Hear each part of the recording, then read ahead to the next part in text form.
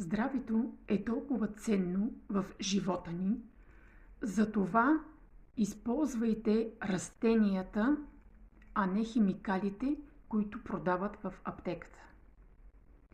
Това видео искам да е насочено към всички майки, най-вече, които имат дечица, малки или пораснали.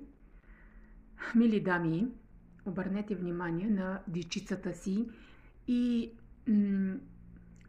лекувайте ги с хранителни добавки.